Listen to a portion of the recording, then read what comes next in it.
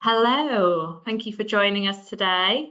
My name is Estelle Cameron. I'm a sales director here at M247 and welcome to the first in our series of enablement webinars. Throughout this series, we're going to introduce you to key industry trends and insights, educate you on any potential threats or opportunities and how M247 can help you and your customers. Today, we're excited because we're exploring the growing threat of DDoS, what it is and why you need to know about it. To take us through the enablement today, we have Jeff Campos, one of our amazing customer solution architects who has helped develop our in-house DDoS mitigation service. Before I pass over to Jeff, just a couple of housekeeping rules. If you have any questions throughout the webinar, please put them in the chat box. We'll then pick out the key ones at the end and we'll have a Q&A. We've also got a few polls that will be appearing on the screen imminently, and they're just to gauge, how much you guys are currently aware of DDoS and what it is. So the first poll is, how familiar are you with the concept of a DDoS attack? If you could just vote A to D on that one. Poll 2. Sorry, I'll give you a second to answer that question. Don't worry, it's not an exam.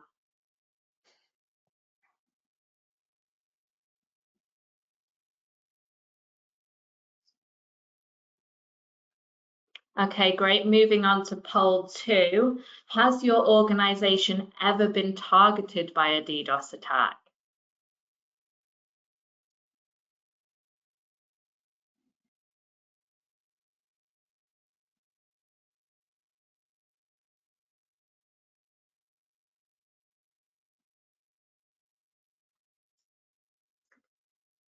Great. And I think we've got majority of people voted on that one now. And poll 3, how prepared do you feel your organization is to handle a DDoS attack should it occur?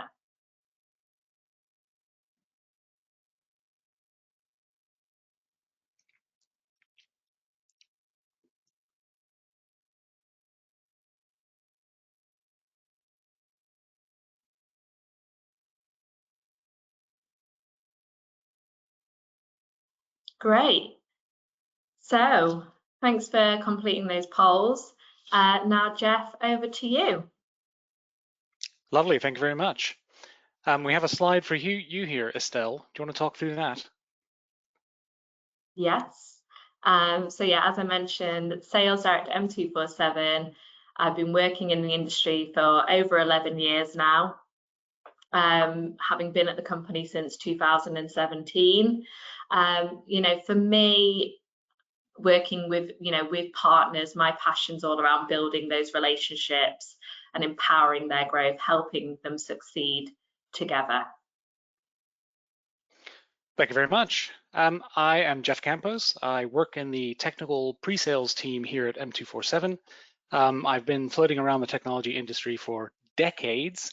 I consider myself a techno evangelist. I really like technology. I think it's there to enable our lives to be better, although AI is coming, but more about that at the end. I'm always happy to help. You can always ping me a question, and I'm happy to try and answer it. If I don't know the answer, I'll find somebody who does. So today we're talking about DDoS. So it's a bit of a buzzword. It's something that strikes fear in the hearts of all network administrators, but I'll try and demystify it a little bit for you. So what actually is it? Well, as the initialism implies, it is a denial of service, and it is distributed in that it looks like there's an attack coming from all angles. So it's very difficult to pin down who the aggressor is, as it's literally coming at you from all over the globe in lots of cases. So it's a very large number of compromised devices who are sending sometimes completely legitimate looking traffic at you in order to overwhelm or frustrate your services so you can't trade properly. So what that actually is it is a weapon. So it's used by proper cyber criminals in order to shut down businesses across the internet. And the reasons behind doing this are many, but some of the key ones are listed here. We have aggressive competition. So there could be a competitor in the same market space who is attracted by the relatively low cost and the high impact of an attack. And this is sort of similar to a glazing company paying children to smash windows in order to sell more windows. We have extortion. There's various types of extortion whereby payment is made under duress, and usually the payment is a means with which the attack might stop, but also it could encourage more attacks in the future. We have government-backed attacks. So these could be large-scale DDoS attacks taking down other governments or other nations in an attempt at political instability. We have terrorism, whereby a terrorist organization might attack critical infrastructure in order to take an entire region down or to frustrate, again, critical systems for a particular country. There are also white hat attackers. These are sometimes called ethical hackers. They may well attack a firm or a business in order to make a point or to show that there's some serious lapses in the current security. So why would you want to get into this sort of business? So it's a crime. It's certainly illegal in most countries, but cyber mercenaries, as they're called, might be attracted to the effort because it's relatively cheap. You can literally do it from a laptop. The initial outlay could be nothing at all. It's very effective. There are many businesses out there who have no DDoS mitigation services in place at all. Therefore, making a very small effort have a very large effect. Also, it's quite anonymous because, again, the attack seems to be coming from all directions. It's very difficult to trace, so potentially you could cause great harm and charge lots of money and effectively be anonymous throughout. Also, there are quite a lot of tools available to perform attacks. These are tools that you could obtain from the dark web, or you can just download from the internet as open source scripts. So it's very easy to build an arsenal of weaponry in order to enact these DDoS attacks.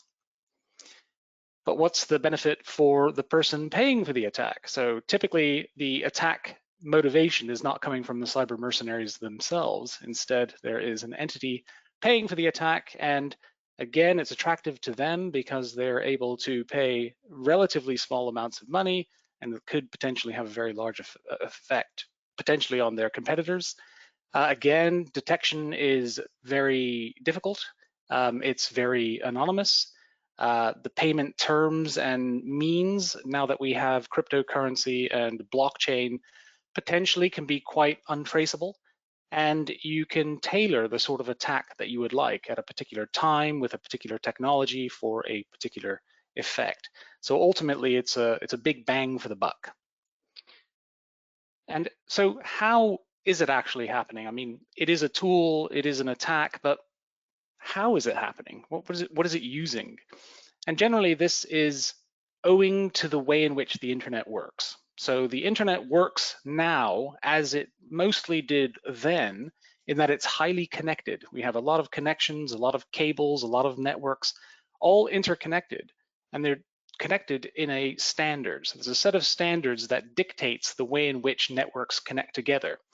And the very fact that there is a standard means that exploits can be found. So malicious intent sits well when you have a known framework. Also, there are a lot of devices now that are internet connected, and they can be compromised in order to aid you to amplify your attack on your victim. Bandwidth is going up all the time. It's relatively cheap and readily available, and you can have lots of different types of technology to connect yourself to the internet at the same time and aggregate the bandwidth. And also, a lot of information is generally volunteered on the internet. So you can find instructions on how devices work, how to use devices, lots of guides on how all of the technologies fit together. So all of the information is there for you to exploit. And again, there's an absolute plethora of attack tools available. So who are we targeting? So when you're considering an attack, and I'm not telling you that you need to consider an attack, but if you were, there are various places that you would attack. And typically these are increasingly gateways. So COVID obviously prompted a big migration to hybrid working, and a lot of workers are now using VPNs in order to get to their businesses. But of course, that VPN endpoint is a target. If you were to target the VPN endpoint, then perhaps all of those remote workers wouldn't be able to do their jobs.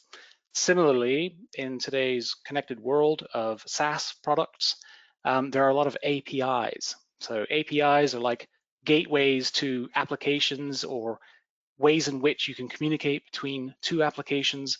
Lots of businesses depend on these, and if that API were to be frustrated or unavailable, then perhaps they wouldn't be able to carry out their business. The classic target are web servers. So lots of e-commerce companies have fleets of web servers in order to take orders from internet browsing customers. If you attack those servers, they're not doing any business. Particular applications can be attacked. So if a cyber mercenary were to understand how a particular SaaS platform works, they can work out where the weak spots are, they can launch a DDoS attack and shut it down. And then of course there are repositories of information that are used by many firms, and these include code stores like GitHub or database services. So there are different types of DDoS attacks, and you will have heard of a few of them. The most popular being a volumetric attack. So a volumetric attack is when you send a massive amount of data, and it could look like legitimate data, towards a end target in order to saturate their internet connectivity. So if you have a provider who has a 10 gig internet link and you send 100 gig of legitimate looking traffic towards it, if they have no mitigation service in front of that, then their internet connection goes down and they're no longer able to trade. This is usually measured in bits per second. You have protocol attacks. That's typically volumetric, but with very small amounts of data. So a great number of very small data packets, again, in order to overwhelm the bandwidth of a target. And this is measured in packets per second. We have application attacks, and this is where you are typically trying to shut down web servers and you're asking too much of them. You're making too many requests per second. And if the web server is unable to address all of those requests, well, then it could well grind to a halt. Increasing in popularity is a reflection attack, and this is where you use existing legitimate services on the internet in order to send data to your victim by spoofing their IP addresses, pretending you are them, requesting information, and then all of that requested information is sent to your victim. And then there's amplification attacks. So these are clever attacks where you again spoof the IP addresses of your victim, and you go to services on the internet like censorship services, where you make a request and a much larger amount of information is sent back. But that information is not sent to you, it's sent to your victim. So if you prompt enough applications on the internet, they could send a much larger amount of data towards your victim. If you're wondering why there's a little fluffy creature on the screen there, that's an animal called a slow loris. And there's a type of volumetric attack where the attacker will pretend to have a very poor internet connection and send very slow requests to a server. And when you have a lot of these very slow requests, the server is waiting and waiting, and it slows it down, it soaks up resources and shuts it down. So it's like a reverse volumetric attack. So just to remind ourselves what the pathway to services looks like, this is a typical journey across the internet. So you as a user would sit at home or in the office, you would have a laptop or a computer of some description, you'd be connecting to a local router. A router sits in between networks. You would have an internet service provider, from whom you are procuring a certain amount of bandwidth on your connectivity to the internet. Your internet service provider will have an internet service provider. This is sort of the backbone of the internet and provides all of the transport for all of the traffic. And then you could well have a public cloud provider like AWS or Azure, and then the endpoint service provider who is providing the SaaS products or the e-commerce shop would sit behind that, maybe with virtual servers sitting in AWS. So a very clear little pathway there.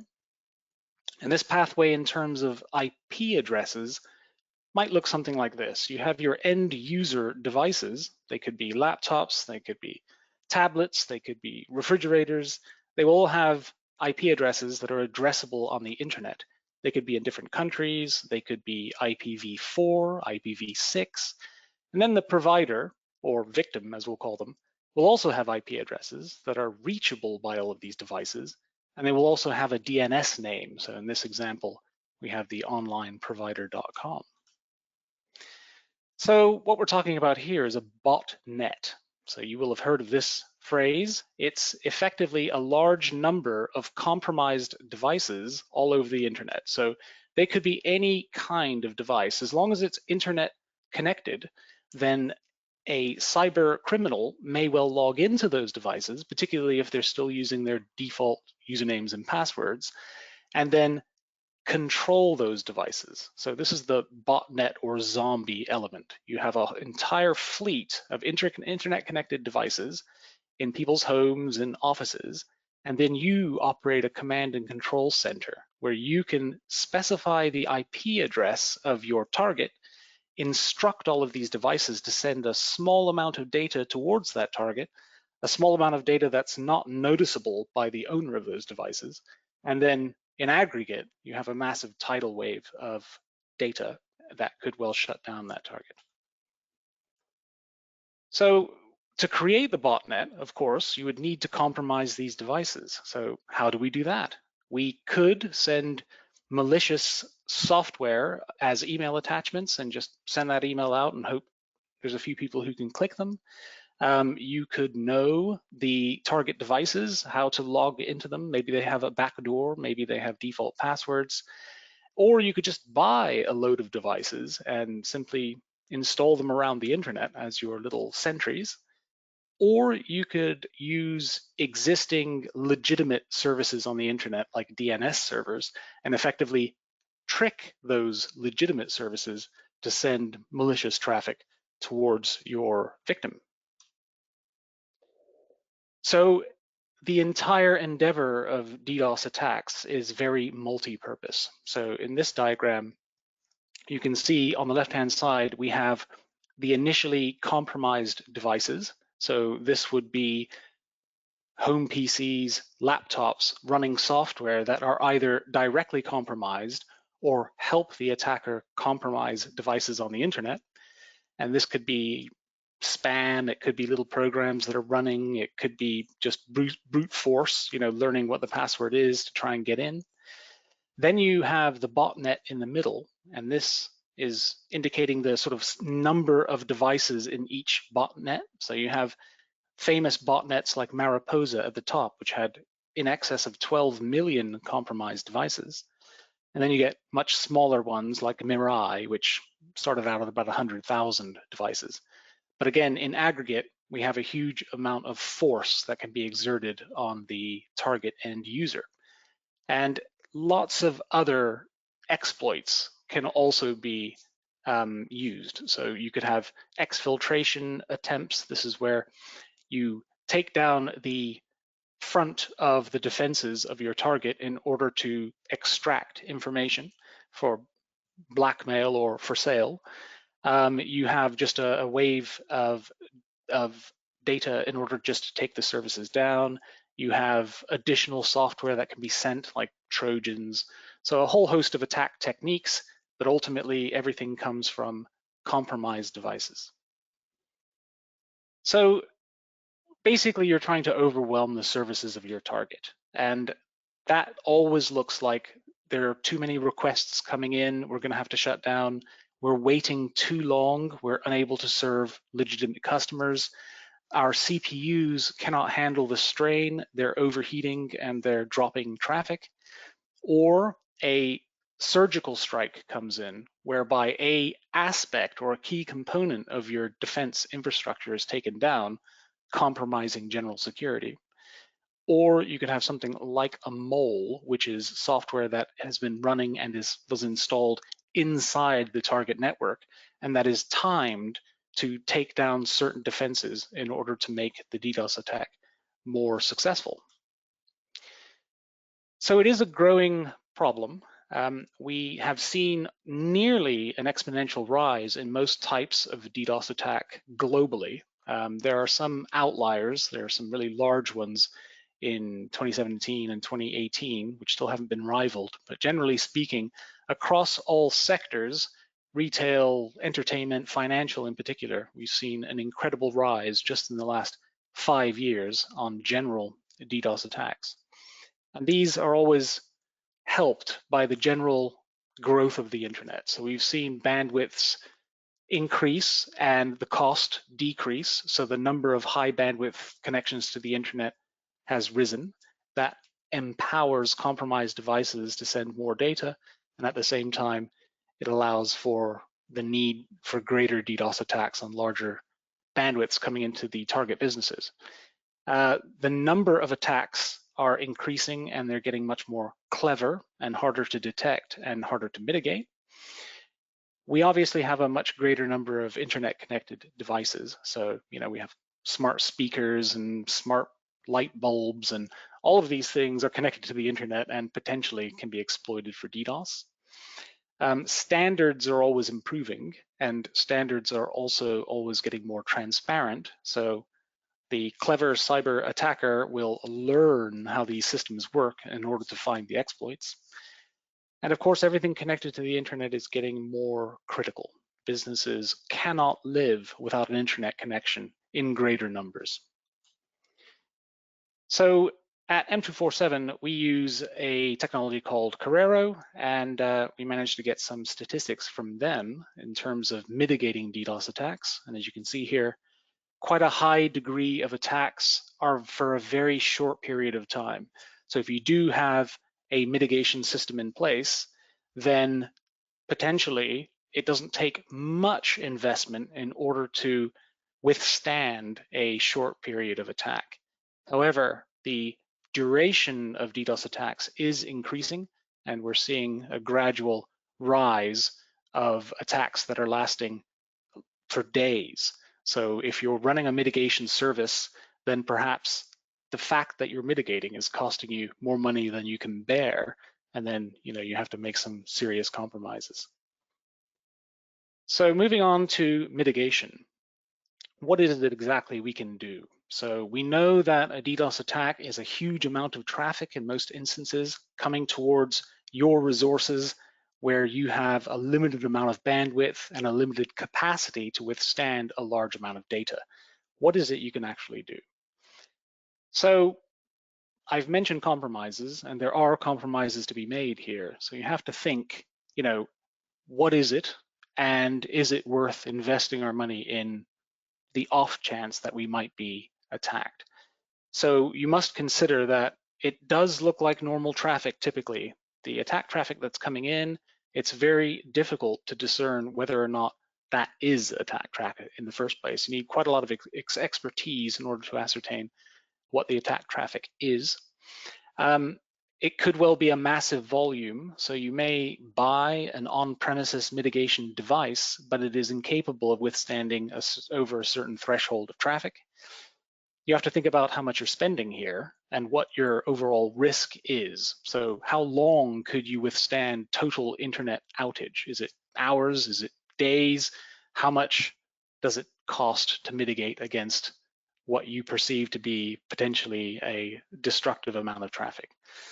And of course, all of this requires quite a lot of expertise, quite a lot of science goes into particularly the identification of attack traffic. So you're left thinking, do I have an on-premises appliance that I need to learn how to use, or do I outsource that to a specialist, or do I use a cloud or internet-based service to do it all for me?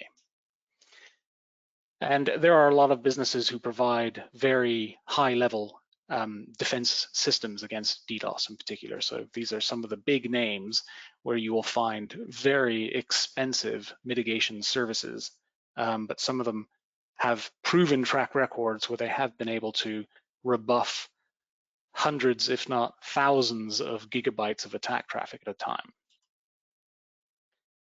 So when you're thinking about whether or not you need to mitigate or you need to have the defense in place, you need to consider whether or not you're a target. You know, would anybody want to attack you? Why would they want to attack you?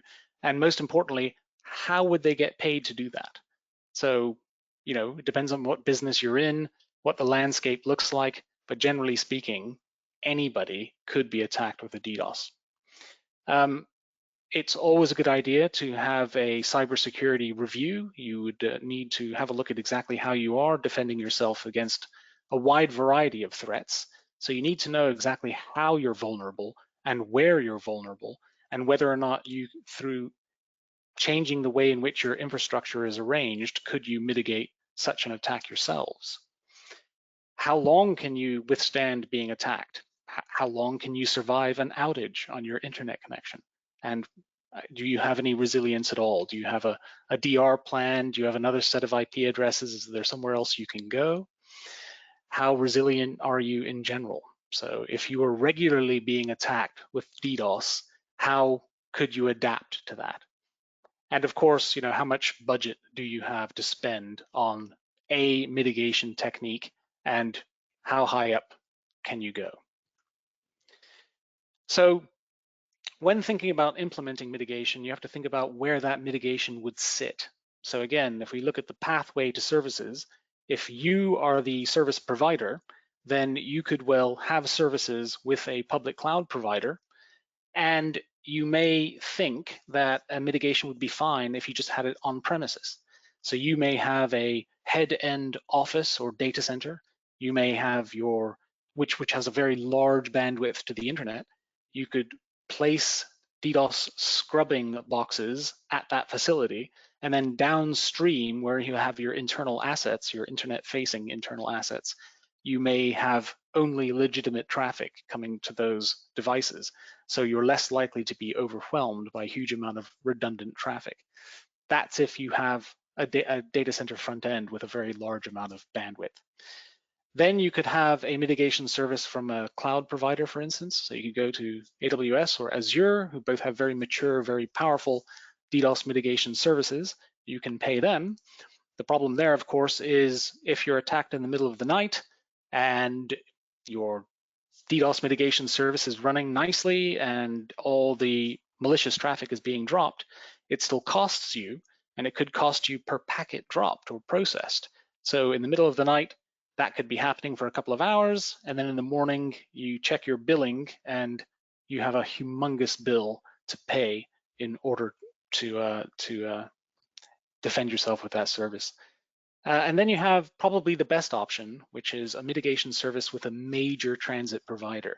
So the major transit providers like Cogent, NTT, Lumen, they have vast networks with unbelievable amounts of bandwidth, and they can usually scale their infrastructure to withstand any amount of data coming through.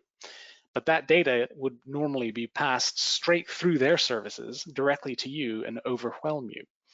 But if you take a mitigation service from one of the transit providers, then they could potentially mitigate any amount of data that comes through to them, and you would only receive the legitimate traffic, which would enable you to trade as normal, even during an attack. So at M247, we offer DDoS mitigation services. We've split them off into 3 tiers. We have a smaller tier. Tier number 1 is passive. So we will route your internet traffic as normal directly to your router, but we're sampling the data. So we're analyzing the data that's coming in, and if it looks like attack traffic or it exceeds a threshold on a agreed profile, then we will divert that traffic through our Carrero DDoS packet scrubbers at our data centers, drop all the malicious traffic, and then deliver the legitimate traffic to you as normal.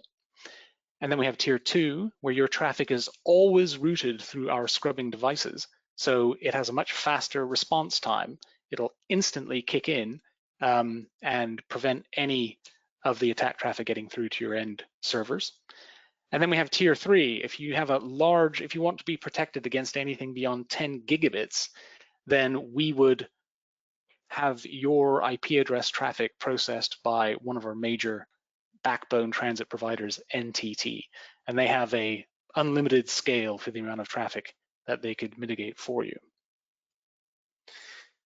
So just to finish here, there are a couple of examples that I thought I would add.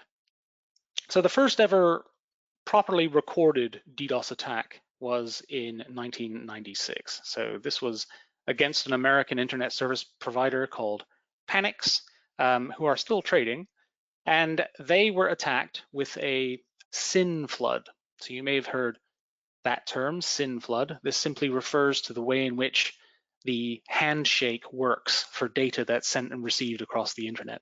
Typically, it's a case of a data packet will say hello and the destination will say hello back. And then once you have that relationship, then you're able to send more packets. So SYN for synchronization. And when it was happening, they didn't know what was happening. All they knew is that their servers were being overwhelmed, and they thought it might have been a monitoring issue or some sort of internal software issue. It took a long time for them to realize that they were actually being attacked by a malicious agent. And when they started realizing that they were under attack for about a week, they made quite a few interesting observations, which helped the industry try and defend against this. And it really occurred to them that anybody can be attacked. If you're connected to the internet, you are visible and you can be attacked. It's as simple as that. So back in 1996, 150 requests per second was enough to shut down their services. And then we move on to a DNS company called Dyn. So in 2016, they were attacked with an enormous amount of traffic. So this was a very large volumetric attack that came from just home connected internet devices through a botnet called Mirai. So Mirai was a very clever botnet which installed software on home user PCs. And once the software was installed, it would scan the internet for particular devices that it knew could be exploited. And once these devices were found, then they were compromised and used as the attack nodes in the botnet. And it's a very small script to do this. It's a very small program. And the designers of this program actually made the script available. They put it on the internet, and then that accounted for many other similar attacks on lots of other companies. But this one was particularly poisonous because it took down a lot of really large firms that were relying on the services of the Dyn DNS servers. And there actually was no eventual mitigation for that. It was just extremely painful. Final one is Google. So this was probably one of the largest attacks of all time in 2017. It took them years to admit to this one, but they did. They didn't want to volunteer information on it just in case it was a learning exercise for other cyber criminals.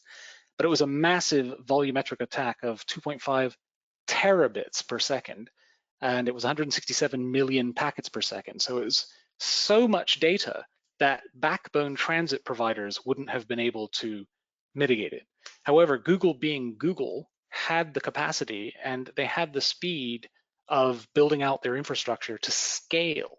So effectively what they did is they outran the attack and they just scaled up their capacity to such an extent they swallowed all of that traffic and they saved all of their customers. So they had about 200,000 affected services inside their network, which could continue to transact as normal, even though such a vast attack was occurring.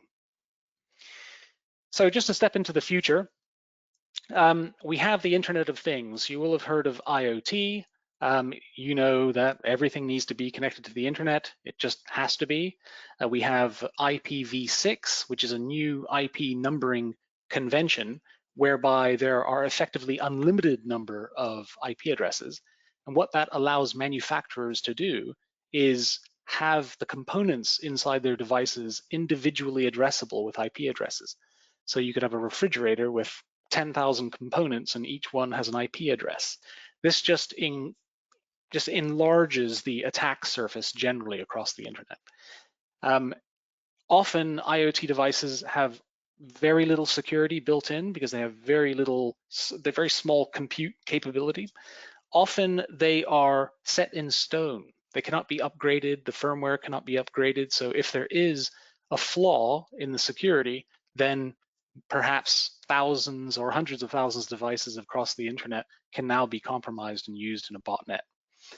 Often they're unmonitored as well, so they could be used as weapons, and the manufacturer has absolutely no idea that that's actually happening at all.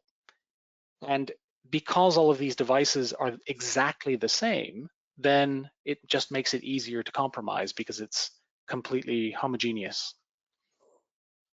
And I can't not mention artificial intelligence. AI is everywhere, and it most certainly is in DDoS attack software. So increasingly, artificial intelligence is used to not only determine when the best time to attack is, or the best technology or technique to use might be, but also they're being used to provide and facilitate multi-vector attacks. So you might have a DDoS attack initially, but then you may have a ransomware attack round the back, and then you may have another malicious exploit at the same time. So you have these multi-pronged attacks where DDoS is the bluntest of the weapons.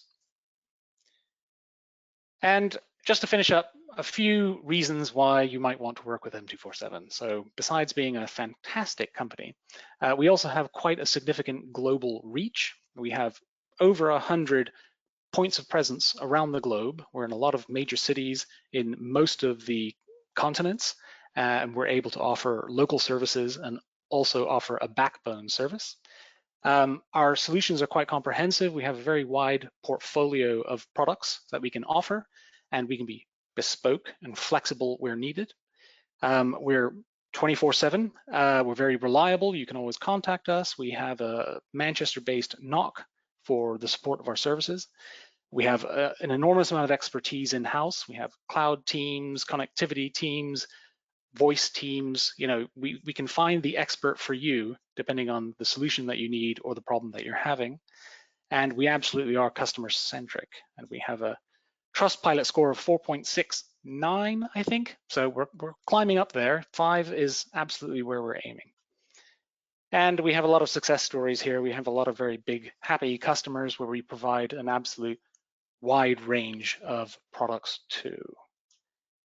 And that's it from me, really. So it's down to questions. Any questions that anybody has, happy to answer. And again, if I can't answer them, I'll find out the answer for you. Thank you, Jeff. That was really insightful. I certainly learned a lot, so hoping our audience did too. There has been a couple of questions that have come through. So the first one is, what factors should our business consider when choosing a cyber insurance policy that includes DDoS? That's a good question. Again, the mitigation strategy depends on the criticality of your services. So if you can withstand a couple of hours of total downtime in a day, given the vast, the much larger percentage of attacks that are less than an hour, then that's a calculation you can make. So if you think you can withstand 5 hours of downtime in a week, then you may not even qualify in for the need to spend on a DDoS mitigation service. But if your systems are more critical than that, then really you want to look at your budget. At the bottom end would be an on-premises solution like a firewall can help. You can slow down transactions on a firewall. Definitely look at your firewall configurations. That could be a quick win. Have a cyber audit to make sure you don't have any obvious vulnerabilities. And then have a look at the mitigation appliances that you can buy, and there are a lot of them. I mentioned Carrera, which is the one that we prefer, but Cisco provide a lot of excellent tools as well. This is, of course, dependent on the bandwidth that you have coming into your office. So if you have a 1 gig connection, that can quite easily be overwhelmed. So even if you do have a scrubbing device, it's not going to help you because by the time the data has gotten to it, you already can't use your connectivity. So the next step is ask your internet service provider whether or not they can provide a service. and of course M247 can. And beyond that, you can get that top tier premium transit level device, which could be a service like Cloudflare. So you could have incoming traffic coming into your business diverted through Cloudflare, and then it's delivered to you. So that's also an option. I mean, 5 hours of downtime a week is still quite a lot for most That's a lot. businesses. You know, that's a lot of opportunities to miss, a lot of inbound calls. So pretty much, you know. But the problem is that if you were to have a very large volume of traffic coming into your connection, your internet service provider could switch you off. So you need to look at what the policies are with your ISP, because they might black hole your traffic in order to protect themselves. So they just remove your IP addresses from the internet, and that instantly stops the attack, which takes you down, unfortunately. So that's something you need to be clear on as well. Great, thank you. So the next question we've got is, can your cloud service bolt onto any existing infrastructure rather than replace, e.g. MPLS, HA Cisco firewalls in Colo DC? So is that question, can our mitigation service connect to an existing MPLS service? It certainly can. So yes, so our mitigation service works on any of our provided IP addresses. So as long as you have our IPs, then absolutely we can you know, even if you have several sites that are DIA sites, so they're just internet services at multiple sites not connected to each other, we can have one mitigation that protects all of them simultaneously. Great. So in terms of next question is again around insurance, obviously hot topic, but what challenges might businesses face when trying to claim insurance on DDoS attacks?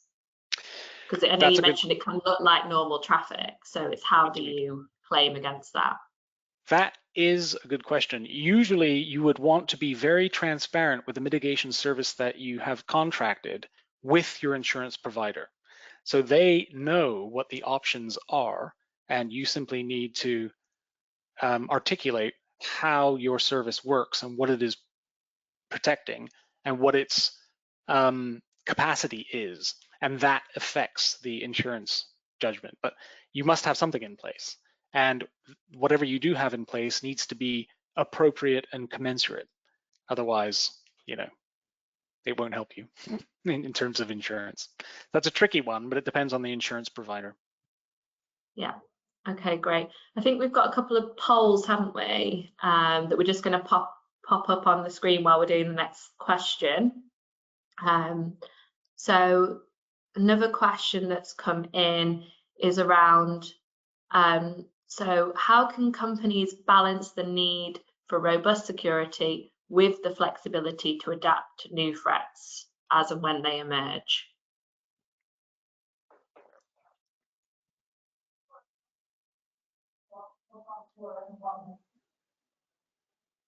Oh, Jeff, that's a question, not a poll, by the way. We're just putting the polls on at the same time. I see.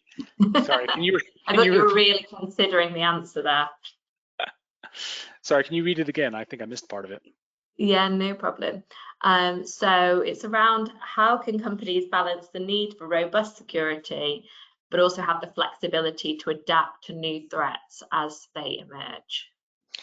Excellent question. So what we would advise is have a close relationship with your provider. So for M247, because we have these skills, you know, we are a security provider, we are aware of the challenges. You can always talk to us. So it is a conversation. It's a question of ascertaining exactly what the requirements are, what the preferred thresholds might be, but it absolutely is a conversation, and there's a lot to consider. So I would urge you all to come to us and have a chat. Great. And then we've got a final poll and a final question. So the final question, Jeff, for you is, do you provide a service wherein we can view the DDoS protection status of public IPs, in brackets, provided by M247? So we would provide information after the fact. So we would agree with you what a defense profile is. So we would learn what your traffic generally is. You may have a business that is VoIP heavy, and therefore the traffic signature looks a bit different from a company that just uses a case management system online. So we learn what normal traffic looks like over a period of time, and then we agree a threshold where a mitigation service might kick in, and then we perform trend analytics with you generally. And then after an attack, we would have, an explanatory small report and a bit of data around that. We could provide bespoke reports as well, but that would carry an additional cost. Okay, great. And then I've just been told we've got a little bit more time, so we've got one more question that's come in, and that's around, can companies simulate real-world DDoS attacks as a way to improve their incident response plans? That's another excellent question. Yes, so like everything, if you're taking a service, you'd want to test that it works.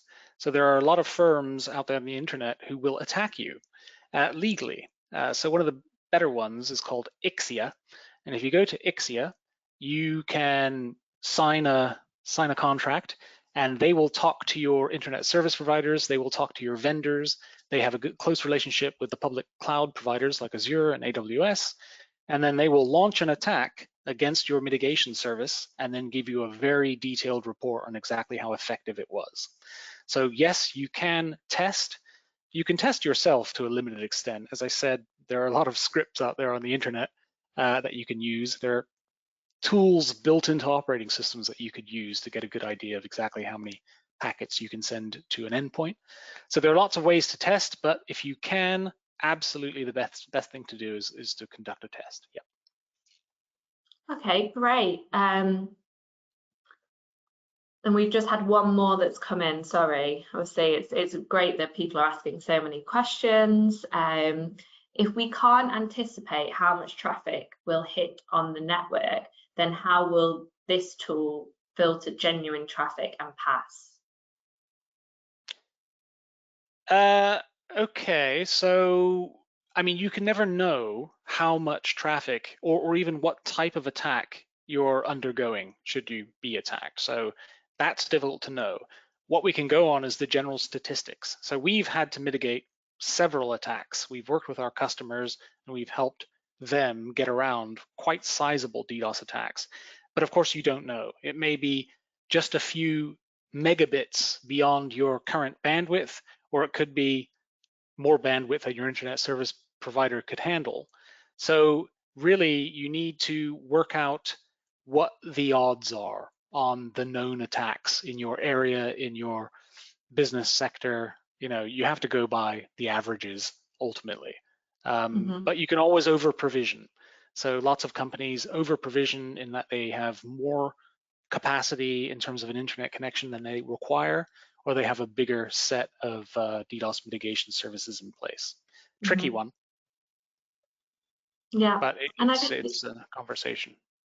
Yeah, and we've had instances, I know, so for companies that have taken our DDoS mitigation where it's looked like it could be a potential DDoS attack, we've got in touch with them, and actually it's just been a volume of traffic due to ticket sales on their website, hasn't it? So it's a conversation where we would reach out to, I guess, the customers taking the service and have a conversation around whether it was an attack or not. So I've got one more question, Jeff. So if your server is on site instead of online, are there different levels of risk? Well, yes. So the biggest limiting factor is the bandwidth, the connectivity that you have. So if you have an on-premises server room, then you are dependent on whatever your bandwidth is, as opposed to a cloud service where you might have a virtual machine running in Azure. Azure has an almost unlimited amount of bandwidth that is available to you, and you just need to select the right mitigation service. But if it's on premises, well, then you're completely dependent on how much bandwidth you have. you would want a mitigation service at the top of it rather than the bottom of it. So if you have a 10 gig connection, and you have a 1 gig web application server, then maybe an on-premises scrubbing device would be sufficient. But again, if the amount of traffic that's coming towards your bandwidth is greater than your bandwidth, then that provides a problem, even if you are mitigating the traffic before it hits your application server. So again, ideally, you would want to go to your internet service provider for the service. Great. But that's not to say you can't do quite a bit with your own firewalls. You can stop a lot of the sort of low intensity combat attacks, as they call them, just very small DDoS attacks that are just designed to strain your systems. You can do quite a bit with your existing hardware and existing firewall services to mitigate those sorts of attacks. Great, and we've had another question come in. I love the engagement here. Obviously, is a topic people are definitely interested in. And this is off the back of the last question. So as part of that last question, might be letting your mitigation provider know if you're expecting genuine traffic increase. So is there a way that if they are putting Taylor Swift tickets on sale, do you notify the ISP to say we're expecting a volume of traffic in this window? I guess it's that sort of question. Yeah. Absolutely. Yeah, no, absolutely. That's a good one. So again, we agree a profile with the customer. This is what we expect your traffic to look like. And if a massive spike is expected and the internal scale is appropriate, then you can come to us and we can tweak that profile. We can increase the maximum number of packets per second, for instance, or a particular traffic type, or the traffic that's destined for a particular endpoint. We can relax those rules, or we can look at them a little bit more closely.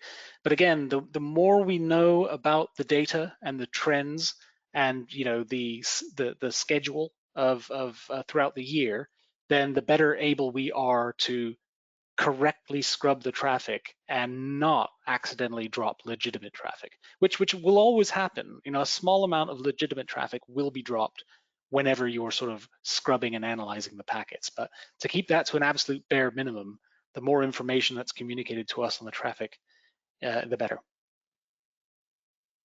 Great. Any more questions? No. Okay, perfect. Thanks for everyone's involvement and engagement. A copy of the recording will be sent out. So if you want to rewatch it or get any of your team to watch this, then that will be sent to you guys directly. We've got details on the screen about how to get in touch should you want to inquire about any of our DDoS mitigation service or any of our services in general. For any partners on the call, we're going to be delving into this subject again on our London Channel Lunch Club next Thursday. So if you want to register for that, that should be on our website. But yeah, I just want to say thank you for coming. We look forward to seeing you guys on the next one. Thank you very much. Thank you. Bye.